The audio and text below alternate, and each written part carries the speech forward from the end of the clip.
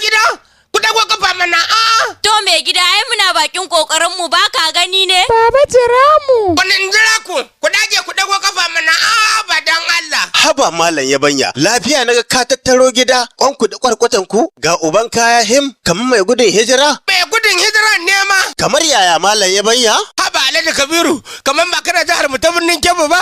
Irin kokari da mutumin nan da ya na jajircewa gurin ceto rayuwar al'umma, kayayyaki iri-iri na more rayuwa, irin su makarantu, irin su hanyoyi, noma da kiwo da takin zamani. Bawan Allah nan bai tsaya a nan ba, ya ba mu matasa aikin yi. Mata an kawo musu injinan markaɗe, an kawo ma matasa injin ban ruwa, an kawo musu injin fati, janareto ya wadatu ko ina, motoci ga su nan iri-iri.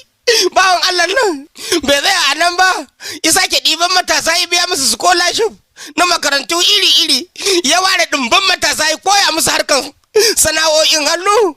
Ga bohol ya ratsa gari har daji, in kana tafiya za a ga ruwa na kwarara. Shi ne sanata jajirtacce wanda zai miƙe a majalisa ya kawo motion na cigaban yankin da yake mulka na birnin Kebbi. Da ɗan kurma ne muke tunanin zai yi, ashe bai da ilimi tun da ya je majalisa bai taɓa miƙewa ya kawo motion ba.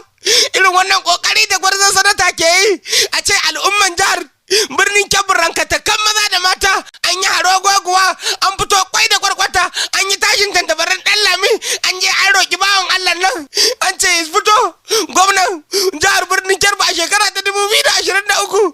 Mutumin nan ya ce ba zai ansa ba, mutumin nan ya ce ba zai ansa ba, dole in bar gari.